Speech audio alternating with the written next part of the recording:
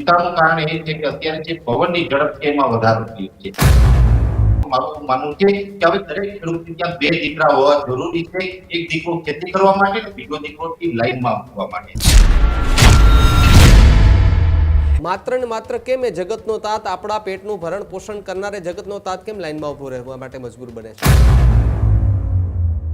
આની અંદર સિસ્ટમનો અભાવ છે, વ્યવસ્થાનો અભાવ છે, સિસ્ટમ સુધારવાની જરૂર છે અને જગતનો તાત જો લાઈનમાં ઉભો તો દેશ દુનિયા સરકાર માટે પણ આ શરમની બાબત બની છે. ડીઝલ વાકે પણ ખેડૂતોનું જે ખેતીનું વાવેતર છે એ અટકી પડે તેવી પરિસ્થિતિ છે. ખેડૂતોને જ્યારે પણ ડીઝલ કે જે જોતું હોય તો અત્યારે ઘણા પંપ ઉપર ડીઝલની સાથે ઓઇલથી ફરજિયાત આપવામાં આવે છે. તકનો લાભ ઘણી વખત વિક્રેતાઓ લેતા હોય છે. પણ આ પશ્ચિમના પવનો છે અને એમાં પણ પવનની ઝડપ વધારે છે એટલે અરબ સાગર ઉપરથી ભેજવાળા પવન આવી રહ્યા છે.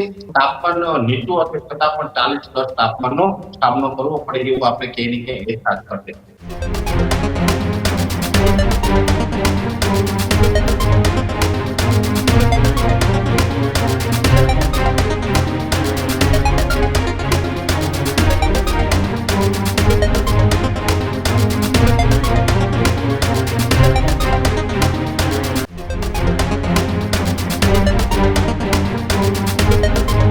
નમસ્કાર, આપ જોઈ રહ્યા છો ન્યૂઝરૂમ ગુજરાત અને આપની સાથે હું છું ભાવિક. આજે મહત્વપૂર્ણ ચર્ચા કરવી છે કે રાજ્યની અંદર છેલ્લા કેટલાય દિવસોથી તડકો ધૂમ પડી રહ્યો છે અને હવે સૌ માટે એક સારા સમાચાર આવી રહ્યા છે. જી હા, રાજ્યની અંદર હવે તડકો ધીમો ધીમો ઓછો થશે અને વરસાદી મોસમ જે છે તે બનશે તેવી પણ શક્યતાઓ જે છે તે દેખાઈ રહી છે. ત્યારે અમદાવાદ, રાજકોટ, વડોદરા, સુરત સહિતના જે મોટા શહેરો છે ત્યાં 40 ડિગ્રી કરતાં પણ વધારે તાપમાનથી લોકો ત્રાહિમામ પોકારી ઉઠ્યા હતા.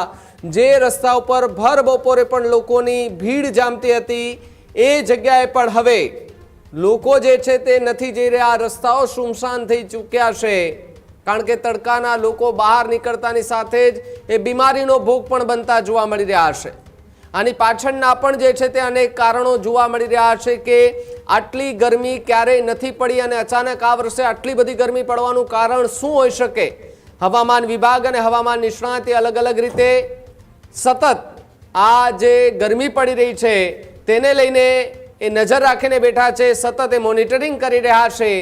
ચોમાસાની જો વાત કરીએ તો હવામાન વિભાગે એવું પણ કહ્યું હતું કે જૂન મહિનાના એન્ડમાં એટલે કે જૂન મહિનો પૂરો થવાનો હશે ત્યાર સુધીમાં ચોમાસું કેરળમાં કદાચ પહોંચી જાય તેવી શક્યતા છે. એટલે કે 5 દિવસ વહેલું ચોમાસું કેરળમાં પહોંચે તેવી સંભાવનાઓ જે છે તે વ્યક્ત કરવામાં આવી છે. પરંતુ એ પછી પણ ક્યાંક તાપમાનમાં વધારો નોંધાય તેવી શક્યતાઓ જોવા મળી રહી છે. ત્યારે ગુજરાતમાં ક્યાર સુધીમાં ચોમાસું આવી જશે?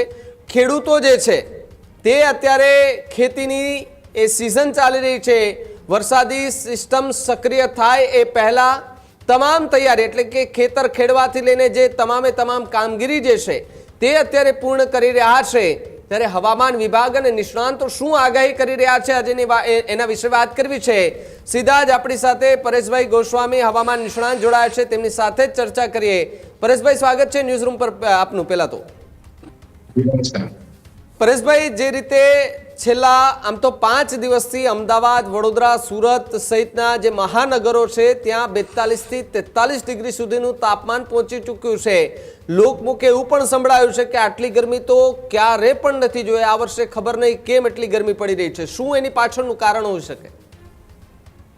ભાવિકભાઈ, જોવા જઈએ તો આ વર્ષે ગરમીએ અનેક પ્રકારના રેકોર્ડ તોડ્યા છે. અમે આમ તો શિયાળા દરમિયાન પણ આ વાત મૂકી હતી કે આ વર્ષે ગરમી છે નવા રેકોર્ડ બનાવવાની છે, કેમ કે આ વર્ષે તાપમાન ઊંચું રહેવાનું છે. એની પાછળના જે કારણોની વાત કરવા જઈએ તો ચાલુ વર્ષે ગત શિયાળાની અંદર જે વેસ્ટર્ન ડિસ્ટર્બન્સ પસાર થતા હોય અને ઉત્તરના ભાગો જે છે ખાસ કરીને ઉત્તર ગોળાર્ધમાં જે બરફ વરસાદ થવી જોઈએ એ બરફ વરસાદ છે એ એવરેજ 32% જેટલી બરફ વરસાદ ઓછી પડી છે. હવે 32% જેટલી બરફ વરસાદ ઓછી પડી છે જેને કારણે તાપમાન પણ ઉચકાયું છે.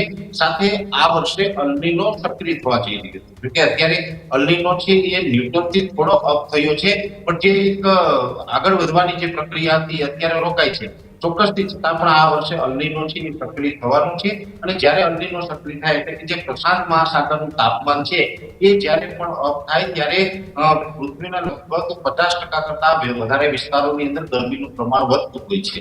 એટલે ઉત્તર ગોળાર્ધમાં જે બરફવર્ષાનું પ્રમાણ ઘટવું, 32% જેટલો ઓછો બરફ પડવો અને એની સાથોસાથ અલનીનો બંને કારણો એવા છે જેને કારણે આપણે તાપમાન છે આ વર્ષે નવા રેકોર્ડ સ્થાપ્યા છે. એટલે આ તાપમાન છે સતત ઊંચું હતું ને એમાં પણ જોવા જઈએ તો ઉનાળા દરમિયાન જ્યારે પણ હીટવેવના રાઉન્ડ આવતા હોય છે ત્યારે ભાવિક કહી શકો કે 5 થી લઈને 7-8 દિવસ સુધીનો હીટવેવનો રાઉન્ડ હોય ત્યાર પછી વચ્ચે 2-4 દિવસ તાપમાન છે ગગડતું હોય છે, નીચે આવી જતું હોય છે.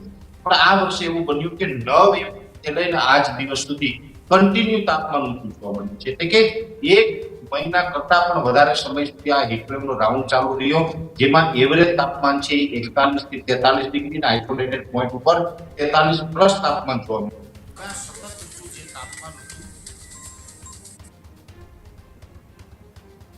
સતત ઊંચું તાપમાન જે ભાવિક હતું એને કારણે આપણે ઘણી જગ્યાએ આપણે અસુવિધાઓ પણ ઊભી થઈ હતી. પણ હવે આ તાપમાનમાંથી આપણે થોડીક રાહત મળશે, બહુ મોટી રાહત નહીં પણ આંશિક રાહત મળવાની ચોક્કસ સંભાવનાઓ છે. કે આ તાપમાન જે ઘટશે પણ હવે આપણે હ્યુમિડિટીનું પ્રમાણ વધવા જઈ રહ્યું છે. એટલે હવે પછીનો જે સમય છે એમાં આપણે કોઈ હીટવેવનો રાઉન્ડ નહીં જોવો પડે. હવે આજની તારીખની વાત કરીએ તો આજથી લઈ અને 30 જૂન સુધીનું જે સેશન છે આ સેશન દરમિયાન તાપમાન છે એવરેજ 36 થી લઈને 38 ડિગ્રીની રેન્જમાં જોવા મળે તેવી શક્યતાઓ છે. આઇસોલેટેડ પોઈન્ટ ઉપર છે એ તાપમાન 39-40 ડિગ્રી જોવા મળશે. એટલે કે જે મહાનગરો છે જ્યાં વધારે પડતા હીટ પડે છે એ વિસ્તારોની અંદર 39-40 ડિગ્રી તાપમાન જઈ શકે. બાકી એવરેજ રાજ્યભરની અંદર તાપમાન છે એ આપણે 36 થી 38 ડિગ્રીની રેન્જમાં જોવા મળશે. પણ સાથે આપણે ચિંતાનું કારણ એ છે કે અત્યારે જે પવનની ઝડપ છે એમાં વધારો થયો છે. જે ઘણા સમયથી 18 થી 22 કિલોમીટર પ્રતિ કલાકની ઝડપે પવન ચાલતા હતા એ પવનની ઝડપમાં વધારો થઈને 24 થી લઈને 27 કિલોમીટર પ્રતિ કલાકની ઝડપે અત્યારે પવન ફૂંકાઈ રહ્યા છે. આ પવનની દિશા છે એ મુખ્યત્વે પશ્ચિમ દિશાની પવન છે, જોકે અત્યારે મે મહિનાના છેલ્લા અઠવાડિયામાં પશ્ચિમના પવનો હોય છે. પણ આ પશ્ચિમના પવનો છે અને એમાં પણ પવનની ઝડપ વધારે છે એટલે અરબ સાગર ઉપરથી ભેજવાળા પવન આવી રહ્યા છે અને આ ભેજવાળા પવનને કારણે ઉકળાટ અને બફારામાં હવે વધારો થવા જઈ રહ્યો છે. આમ તો છેલ્લા 3-4 દિવસથી ઉકળાટમાં વધારો પણ થયો છે. હજુ સમય જેમ આગળ જશે એમ ઉકળાટ અને બફારામાં વધારો થતો જશે. એટલે ઉકળાટ વધારે હશે જેને કારણે 36 ડિગ્રી તાપમાન હશે છતાં પણ ક્યાંય ને ક્યાંય 41-42 ડિગ્રી જેવું આપણે ફીલિંગ આવશે. એટલે કે જ્યારે પણ તાપમાન નીચું હોય ને ઉકળાટ વધારે હોય ત્યારે ફીલ લાઈક છે વધી જતું હોય છે. એમ હવે આપણે ફીલ લાઈક વધી જશે અને તાપમાન નીચું હશે છતાં પણ 40 પ્લસ તાપમાનનો સામનો કરવો પડે એવું આપણે ક્યાંય ને ક્યાંય અહેસાસ કરશે. આ સાથે મહત્વનું એ પણ છે કે અત્યારે રાજ્યના અલગ અલગ ભાગોની અંદર પ્રી મોન્સૂન એક્ટિવિટીની પણ શરૂઆત થઈ છે. જોકે આ વખતે પ્રી મોન્સૂન એક્ટિવિટી છે 2 રાઉન્ડની અંદર જોવા મળશે. અત્યારે જે ગત 20 તારીખથી અમુક વિસ્તારની અંદર છૂટાછવાયા હળવા ઝાપટાની જે શરૂઆત થઈ છે આ 28 મે 2026 સુધી આ ઝાપટાઓથી નોંધાય તેવી શક્યતાઓ છે. એનું પણ જે કારણ છે કે આમ જોવા જઈએ તો ચોમાસું છે સમય કરતા 4 થી 5 દિવસ થોડુંક વહેલું ચાલી રહ્યું છે. એમાં પણ સૌપ્રથમ ચોમાસું બંગાળની ખાડીમાં પ્રવેશ કરે ત્યાં 5 દિવસ વહેલું પ્રવેશ થયું છે. અંદોમાન નિકોબાર ટાપુના તમામ વિસ્તારો ઉપર ચોમાસાએ પ્રભુત્વ બતાવ્યું છે. ત્યાં ચોમાસું સક્રિય થયું છે. ત્યાંથી આગળ વધીને અત્યારે શ્રીલંકાના ઉત્તરી ભાગો ઉપર ચોમાસું પહોંચી રહ્યું છે. છેલ્લા 2-3 દિવસથી ચોમાસું ઝડપથી આગળ ચાલ્યું હતું પણ છેલ્લા 24 કલાકથી ચોમાસાની ગતિમાં થોડો ઘટાડો પણ થયો છે. છતાં પણ ચોમાસું બ્રેક નથી થયું. એટલે કે મોન્સૂન બ્રેક કન્ડિશન હજુ સર્જાઈ નથી. ધીમી ગતિએ પણ ચોમાસું છે કે આગળ વધતું રહેશે. લગભગ આવનારા 20 થી 25 કલાકની અંદર ચોમાસું છે શ્રીલંકાના તમામ ભાગોને કવર કરી લેશે અને 26-27 મે આસપાસ ચોમાસું કદાચ કેરળમાં પ્રવેશ કરી શકે છે. હવે આ જે ચોમાસું કેરળમાં પ્રવેશ કરે એમના પણ અમુક મુખ્ય ક્રાઇટેરિયા હોય છે. ઘણી વખત અત્યારે આમ જોવા જઈએ તો કેરળની અંદર પણ વરસાદ તો ખૂબ પડી રહ્યો છે પણ ચોમાસાની ત્યાં શરૂઆત ન કરી શકાય. એનું કારણ છે કે અનેક ક્રાઇટેરિયા છે એમાંથી મુખ્ય 3 ક્રાઇટેરિયા છે. કેરળની અંદર ગમે એટલો વરસાદ પડે પણ ચોમાસાની ત્યાં જાહેરાત ન થઈ શકે એનું કારણ છે કે કેરળની અંદર ટોટલ 14 સેન્ટર નક્કી કરવામાં આવેલા છે. જેના શહેરો છે જેમાં એર્નાકુલમ હોય, કોચી છે, તિરુવનંતપુરમ છે, તિરુવનંતપુરમ છે, રામેશ્વરમ છે વગેરે 14 સેન્ટરમાંથી 50% કરતા વધારે સેન્ટરો પર સતત 2 દિવસ સુધી 2 મિલીમીટર કરતા વધારે વરસાદ પડવો જોઈએ. આ પ્રથમ ક્રાઇટેરિયા છે. બીજો ક્રાઇટેરિયો છે કે કેરળના દરિયાકાંઠે પશ્ચિમ દિશાના પવન ફૂંકાવા જોઈએ અને પવનની ઝડપથી મિનિમમ 35 કિલોમીટર પ્રતિ કલાક હોવી જોઈએ. જો વરસાદ ગમે એટલો પડે ભાવિકભાઈ, પવનની ગતિ 35 કરતા ઓછી હોય તો પણ ત્યાં ચોમાસું બેસી ગયું એવી જાહેરાત ન થઈ શકે. અને ત્રીજો ક્રાઇટેરિયો છે OLR. OLR નું ફૂલ ફોર્મ થાય છે out going long wave radiation. એટલે કે જે જમીન ઉપર જે સૂર્યપ્રકાશ આવે છે ને એનું જે રિફ્લેક્શન થતું હોય છે, નોર્મલ દિવસની અંદર અત્યારે પણ થાય ત્યાં કેરળની અંદર 300 કરતા વધારે રિફ્લેક્શન છે, એ ઘટીને 200 થી નીચે આવી જાય ત્યાં એ ત્રીજો ક્રાઇટેરિયો ફૂલફિલ થયો કહેવાય. એટલે આ ત્રણેય ક્રાઇટેરિયા ફૂલફિલ થઈ જશે પછી કેરળમાં ચોમાસું બેસી ગયું એની જાહેરાત કરવામાં આવતી હોય છે. અને અમે અલગ અલગ માધ્યમોથી જે પ્રિડિક્શન કરતા હોય છે એમાં મારું વ્યક્તિગત એવું માનવું છે કે 26 તારીખ સુધીમાં ત્યાં તમામ ક્રાઇટેરિયા છે એ લગભગ ફૂલફિલ થઈ જશે. 26 અથવા તો 27 નહીં, અને ત્યાં ચોમાસાની જાહેરાત પણ થઈ જશે. હવે આ ચોમાસું ક્યાંથી આગળ ચાલશે, માની લઈએ કે ચોમાસું કેરળની અંદર સમય કરતા વહેલું આવ્યું, એનો મતલબ એવો પણ કોઈ નથી સમજવાનું કે એ ચોમાસું ગુજરાતમાં પણ વહેલું આવશે. ચોમાસું કેરળથી ગુજરાત સુધી પહોંચવામાં આશરે 15 દિવસ જેવો સમય લાગતો, વચ્ચે ઘણી વખત ચોમાસું બ્રેક પણ થતું હોય છે.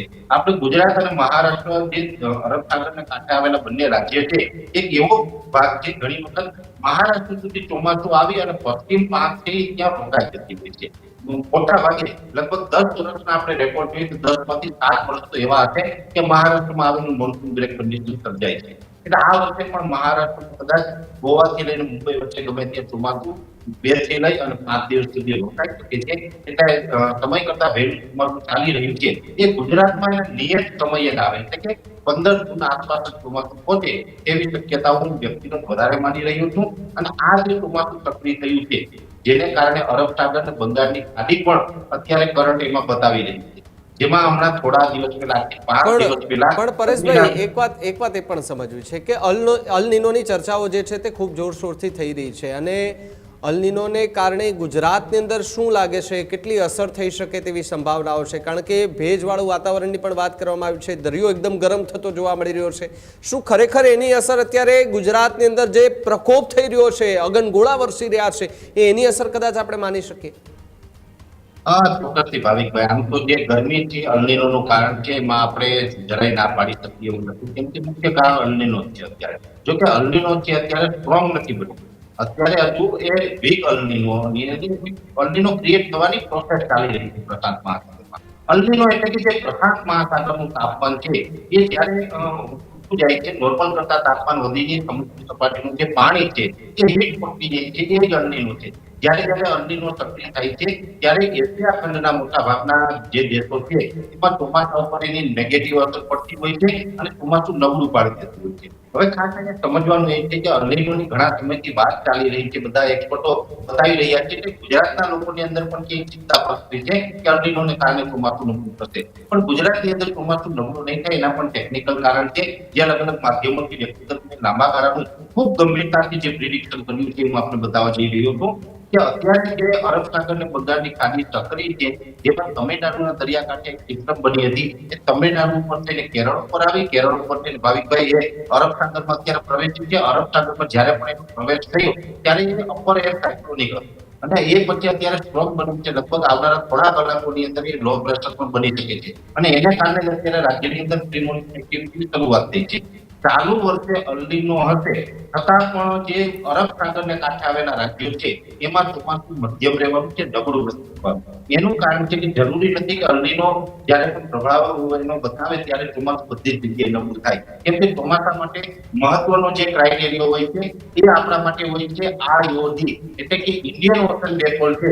ઇન્ડિયન ઓશન ડિપોલ જ્યારે પણ પોઝિટિવ ફેઝમાં હોય તો તે અરબ સાગર અને બંગાળની ખાડી છે એમાં ખાસ કરીને અરબ સાગરની અંદર એ સિસ્ટમો વધુ બનતી હોય છે. એટલે આ વર્ષે IOD થી પોઝિટિવ રહેવાનો છે, જેથી કરીને અરબ સાગર છે એમાં બંગાળની ખાડી કરતા સિસ્ટમો વધારે બનશે અને અરબ સાગર કાંઠે જેટલા આવેલા રાજ્યો છે જેમાં ગુજરાત, મહારાષ્ટ્ર, કોંકણ, ગોવા, કર્ણાટક અને કેરળ, આ તમામ રાજ્યોની અંદર ચોમાસું છે એમાં ચોમાસા દરમિયાન 90 થી 95% સુધીના વરસાદ થાય અને એકંદરે સારું ચોમાસું જોવા મળે તેવી શક્યતાઓ છે. અને અલ નીનોનો પ્રભાવ છે એ ભારતમાં પડશે, પણ જેને કારણે ઉત્તર ભારતના જે રાજ્યો છે, પંજાબ, હરિયાણા, પછી રાજસ્થાનના અમુક ભાગો છે, બિહાર જેવા વિસ્તાર છે, બંગાળની ખાડીને કાંઠે આવેલા જે ઓડિશાથી લઈને અલગ અલગ રાજ્યો છે, એમાં ચોમાસું નબળું થશે અને અરબ સાગરના કાંઠે આવેલા રાજ્યમાં ચોમાસું સારું થશે, આવું મારું વ્યક્તિગત માનવું છે.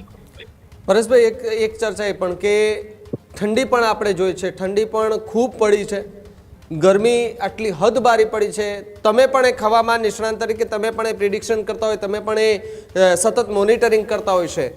તમને શું લાગે છે આ વખતેની જે ગરમી પડી છે, જે 45-46 ડિગ્રી સુધી તાપમાન દેશની અંદર જોવા મળ્યું છે, આવી ગરમી આના પહેલા ક્યારેય પડી છે કે આ પ્રથમ વખત આવી ઘટના બની હશે કે આટલી માત્રામાં આટલા ટકાવારીથી ગરમી જે છે તે પડી છે?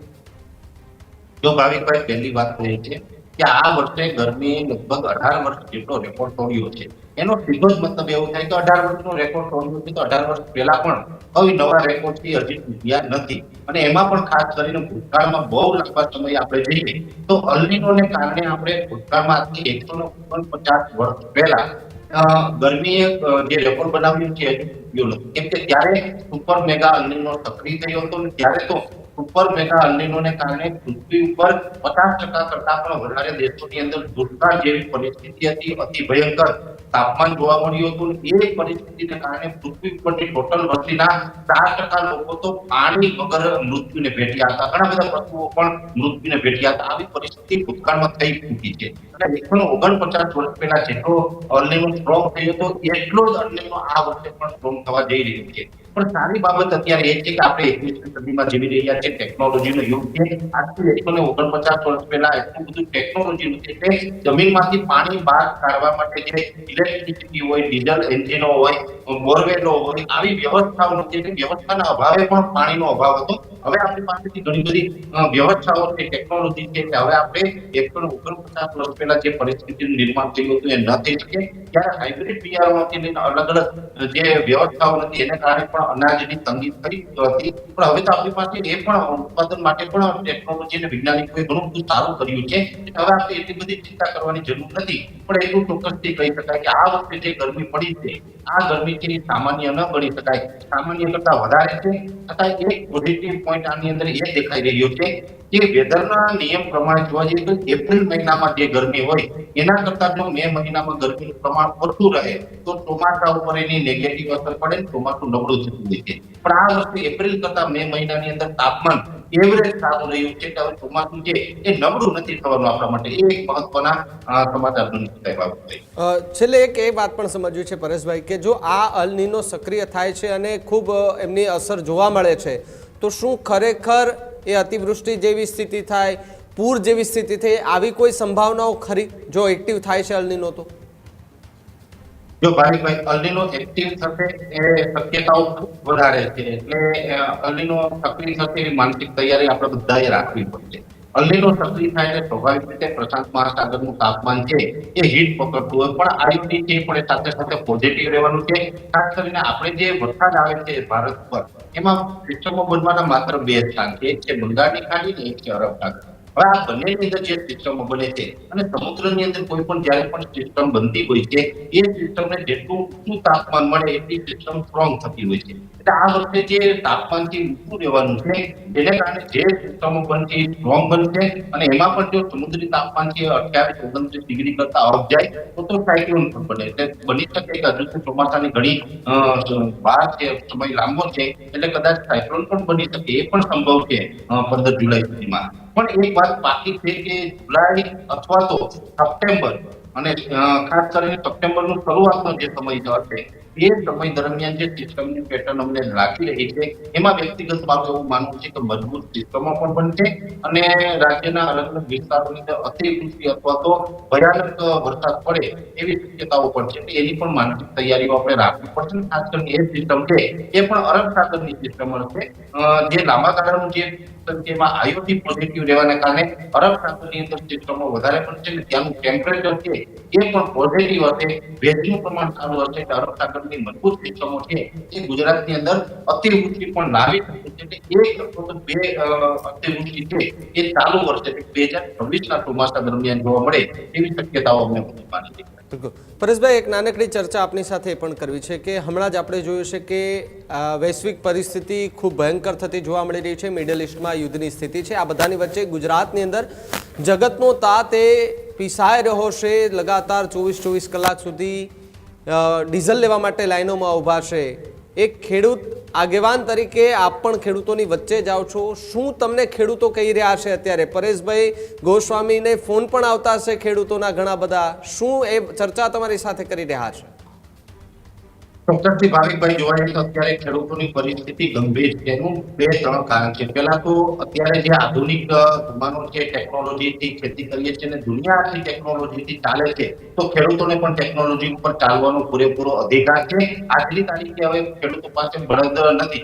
આજની તારીખે જે વાવેતર કરવાનું હોય છે ચોમાસુ પાકનું, એ બધું જ મિની ટ્રેક્ટર અને મોટા ટ્રેક્ટરથી કરવામાં આવે છે. વાવેતરનો ખૂબ સમય પાકી ગયો છે. આ યુદ્ધ ચાલે છે. આપણે પણ સમજી શકીએ છીએ કે યુદ્ધને કારણે સપ્લાયની અંદર પ્રોબ્લેમ હોય, ડીઝલો છે આપણા સુધી ન પહોંચતા હોય, અને આ ડીઝલ છે એ મોટા ભાગે આપણે બહારના દેશોમાંથી આવે છે, ખાસ કરીને ખાડીના દેશોમાંથી આવે છે. પણ અત્યારે ડીઝલ વાકે પણ ખેડૂતોનું જે ખેતીનું વાવેતર છે એ અટકી પડે તેવી પરિસ્થિતિ છે. અને અત્યારે આમ જોવા જઈએ તો ખેડૂતોનું વાવેતર અટકે તો માત્ર ખેડૂતનું નુકસાન નથી, આ તો દેશનું નુકસાન છે. અનાજ, કઠોળ, શાકભાજી વગેરે જે દેશને અને દુનિયાને જરૂર પડે છે એ ખેડૂત સિવાય બીજું કોઈ આપી શકવાનું નથી. અને એ ઉત્પાદન ઉપર અસર પડશે તો એનું દેશે અને દુનિયાએ બધાએ આનું નુકસાનીથી ભોગવવી પડશે. અત્યારે જે ખેડૂતોની નુકસાન જે સમસ્યા છે ભાવિકભાઈ, એની અંદર ડીઝલ ન મળવું આ મોટું કારણ છે. અને એમાં પણ જોવા જઈએ તો ખેડૂતોના જે ખેત ઉત્પાદનો છે એના ભાવમાં કોઈ વધારો નથી, સતત એના ભાવ ઘટી રહ્યા છે. ડીઝલ અને ખાતરોથી મોંઘા થઈ રહ્યા છે. આપના માધ્યમથી હું તો સરકારને એ પણ અપીલ કરું કે તાત્કાલિક ધોરણે બીજા જે વ્હીકલો છે એને ડીઝલનો કાપ મૂકી અને ખેડૂતોને ડીઝલ આપવામાં આવે, ટ્રેક્ટરો ચલાવવા માટે ડીઝલ આપવામાં આવે. અને આ ડીઝલ છે એમાં પણ તાત્કાલિક ધોરણે ખેડૂતો માટે સબસિડી જાહેર કરવામાં આવે. જો સબસિડીથી ડીઝલ આપવામાં આવશે અને પૂરતું ડીઝલ આપવામાં આવશે તો જ ખેડૂતો માટે આ ચાલુ વર્ષે વાવેતર કરવું શક્ય છે. નહીંતર ખેડૂતોની આર્થિક સ્થિતિ પણ એટલી કફોડી છે, આર્થિક રીતે ખેડૂતો એટલા ભાગેલા છે કે જો આ સબસિડી ન આપે તો ડીઝલ ખરીદવાના પૈસા છે એ પણ ખેડૂત પાસે વ્યવસ્થા નથી. એટલે ખેડૂતને પૂરતું ડીઝલ આપવામાં આવે અને એ પણ સબસિડીમાં આપવામાં આવે અને સમયસર આપવામાં આવે તો જ ખેડૂતો છે વાવેતર કરી શકશે. ડીઝલની સાથોસાથે પાયાના જે ખાતરો છે, જે સોઇલ એપ્લિકેશન છે, જેમાં ખાસ કરીને ડીએપી અને એનપીકે જેવા ખાતર છે, સાથે એએસપી જેવા ખાતર છે કે જેની અંદર નાઇટ્રોજન, ફોસ્ફરસ અને પોટાશની જરૂર પડતી હોય છે. તો આ ત્રણેય જે કન્ટેન્ટ છે એ જેટલા ખાતરોમાં આવે છે એ તમામ ખાતરો છે એ પણ સમયસર આપવામાં આવે. બીજા નંબરની અંદર તકનો લાભ ઘણી વખત વિક્રેતાઓ લેતા હોય છે, જેમાં ઘણા સમયથી એક રાડ બોલી રહી છે. ખેડૂતોને જ્યારે પણ ડીઝલ છે જે જોતું હોય તો અત્યારે ઘણા પંપ ઉપર ડીઝલની સાથે ઓઇલ ફ્રી ફરજિયાત આપવામાં આવે છે. આવું ન થવું જોઈએ. એની સાથોસાથ જે ખાતરની જરૂર છે તો ખાતરની અંદર જે સોઇલ એપ્લિકેશન 50 કિલો બેગ વાળું ડીએપી, એનપીકે કે એસપી ની ખરીદી કરવામાં આવે છે. એમાં નેનો યુરિયા જે લિક્વિડ ફોર્મમાં નાઇટ્રોજન આવે છે એ ફરજિયાત વિક્રેતાઓ દ્વારા આપવામાં આવે. એ ન આપવામાં આવે આની કડક સૂચના છે કૃષિ મંત્રી અને મુખ્યમંત્રી પદેથી જો આપવામાં આવશે અને ખેડૂતોને એની અંદર રાહત મળશે તો ખેડૂતો આર્થિક રીતે પણ ક્યાંય ને ક્યાંય મુશ્કેલીમાં નહીં મુકાય. સમયસર ખાતર મળશે, સમયસર ડીઝલ મળશે તો ખેડૂતો છે સમયસર સારું વાવેતર કરશે અને વાવેતર કરશે અને ખેડૂતો ઉત્પાદન લાવશે તો અંતે દેશ અને દુનિયાને પરેશભાઈ, ટૂંકમાં એક સવાલ આપને એ પણ મારે કરવો છે, ટૂંકમાં ખાલી જવાબ જોઈએ છે. નોટ બનતી હોય ત્યારે પણ ખેડૂતો લાઈનમાં ઉભે, ખાતરની અછત સર્જાય ત્યારે પણ ખેડૂતો લાઈનમાં ઉભે, ગુણી ના હોય ત્યારે પણ ખેડૂતોની એ ખરીદી જે છે તે ન થાય ત્યારે પણ લાઈનમાં ઉભવાનો વારો આવે, પેટ્રોલ ડીઝલની અછત સર્જાય ત્યારે પણ ખેડૂતોને વારો લાઈનમાં ઉભવાનો જ આવે છે. ગમે તેવી પરિસ્થિતિ સર્જાય, માત્ર ને માત્ર કેમ એ જગતનો તાત, આપણા પેટનું ભરણ પોષણ કરનારે જગતનો તાત કેમ લાઈનમાં ઉભો રહેવા માટે મજબૂર બને છે? ખેડૂત છે એ આપણા દેશની અંદર બે પ્રકારની ઇકોનોમી ચાલી રહી છે. એક છે સંગઠિત ઇકોનોમી અને એક છે બિન સંગઠિત ઇકોનોમી. ખેડૂત છે બિન સંગઠિત ઇકોનોમી વાળો વર્ગ છે અને ખેડૂત છે એ આમ તો ભોળો વર્ગ છે. ખેડૂતનું જે ભોળપણ છે એનું ક્યાંય લાભ લેવામાં આવે છે. ખેડૂતની એવી રીતે સીધો માણસ છે એટલે કોઈ પણ અધિકારી હોય, તંત્ર હોય, સરકાર હોય, કોઈ પણ એને દબાવવાનો પ્રયત્ન કરે છે અને પોતાની જે ભૂલો છે એને છુપાવવા માટે પણ ક્યાંય ને ક્યાંય ખેડૂતોને લાઈનમાં લગાવી દેતા હોય છે. ખાસ કરીને જોવા જઈએ તો ખાતરની લાઈન હોય, ટેકાના ભાવની લાઈન હોય કે ડીઝલની લાઈન હોય, તમે જે વાત કરી છે આની અંદર સિસ્ટમનો અભાવ છે, વ્યવસ્થાનો અભાવ છે, સિસ્ટમ સુધારવાની જરૂર છે. એટલે હું અહીંથી આપના માધ્યમથી એ જ કહું છું. મને તો એક વૃદ્ધ ખેડૂતે એક હમણાં થોડા દિવસ પહેલા આ લાઈનોની વાત આવી ત્યારે એક ખૂબ મહત્વપૂર્ણ અને ગંભીર મુદ્દો ખેડૂતે મારી સામે મૂક્યો હતો કે પરેશભાઈ, આજના જમાનાની અંદર બધા એક સંતાન હોય છે, એક દીકરો હોય છે, પણ મારું માનવું છે કે હવે દરેક ખેડૂતને ત્યાં બે દીકરા હોવા જરૂરી છે. એક દીકરો ખેતી કરવા માટે અને બીજો દીકરો લાઈનમાં મૂકવા માટે. આ ખૂબ ગંભીર બાબત છે. સરકારે આમાં વિક્રેતાઓ ઉપર પણ ક્યાંક કંટ્રોલ લાવવો પડશે. સમયસર સપ્લાય અને વિતરણ વ્યવસ્થા છે એ સિસ્ટમ બદલવી જોશે, નહીંતર ખેડૂત લાઈનમાં ઉભશે અને જગતનો તાર જો લાઈનમાં ઉભો હોય તો આ દેશ દુનિયા સરકાર માટે પણ આ શરમની બાબત બની શકાય. બિલકુલ બિલકુલ. પરેશભાઈ, આભાર જોડાવા બદલ અને માહિતી બદલ, આપનો કિંમતી સમય આપવા બદલ. કારણ કે આજે આ ચર્ચા કરવી ખૂબ જરૂરી હતી, કારણ કે એક તરફ વાતાવરણ જે છે તે ખરાબ થતું જોવા મળતું હતું અને અગનગોળા આકાશમાંથી વરસી રહ્યા છે, તો બીજી તરફ એ જ અગનગોળાની નીચે જગતનો તાજ જે છે તે ઊભો અને એ ડીઝલની લાઈનોમાં ઊભો જોવા મળી રહ્યો છે. તો ક્યાંક એમનો આક્રોશ ફાટી નીકળ્યો છે. આ બધી જ સ્થિતિ ક્યાર સુધીમાં સુધરશે, આવનારો સમય આવશે ત્યારે ખબર પડશે. પરંતુ હાલ એક તરફ ખેડૂતો માટે સારા સમાચાર પણ કહી શકાય કે વરસાદ, એ ચોમાસું થોડું થોડું હવે ધીમે ધીમે નજીક આવી રહ્યું છે. મુશ્કેલીની વાત એ પણ કહી શકાય કે હજુ પણ એમને લાઇનમાં ઊભાનું નક્કી જ મનાઈ રહ્યું છે અને હજુ પણ ડીઝલની જો અછત સર્જાય છે તો એ ક્યાર સુધીમાં એની એ વ્યવસ્થા સરકાર કરી આપે છે તો ખબર નથી. પરંતુ એક તરફ કંઈ ખુશી કંઈ ગમ જેવો માહોલ ખેડૂતોમાં જોવા મળી રહ્યો છે. ક્યાંક આક્રોશ છે તો કોકને પેટ્રોલ ડીઝલ મળી ગયું છે તો એ રાજીના રેડ થઈ ચૂક્યા છે, પરંતુ જેમને નથી મળ્યું એ ખેતરો સુધી પણ નથી પહોંચી શકતા. ખેતરો સુધી પહોંચે છે તો પેટ્રોલ પંપ સુધી કોણ પહોંચે, એ પણ એક અહીંયા સવાલ જે છે તે ઊભો થતો જોવા મળી રહ્યો છે. અને આ જ વાતોનું એ તારણ અને એક મૂળ જાણવા માટે થઈને આજે હવામાન નિષ્ણાંત પરેશ ગોસ્વામી છે, તેમની પાસેથી આપણે આ વાતચીત જે છે તે કરી છે. વરસાદને લઈને વાત કરી છે, ખેડૂતોને લઈને વાત કરી છે. તમે શું માનો છો આ બંને ચર્ચાને લઈને? અમારા સોશિયલ મીડિયા પ્લેટફોર્મ પર જઈને ખાસ કમેન્ટ બોક્સમાં કમેન્ટ કરજો. બાકી જોતા રહેજો ન્યૂઝરૂમ ગુજરાત. નમસ્કાર.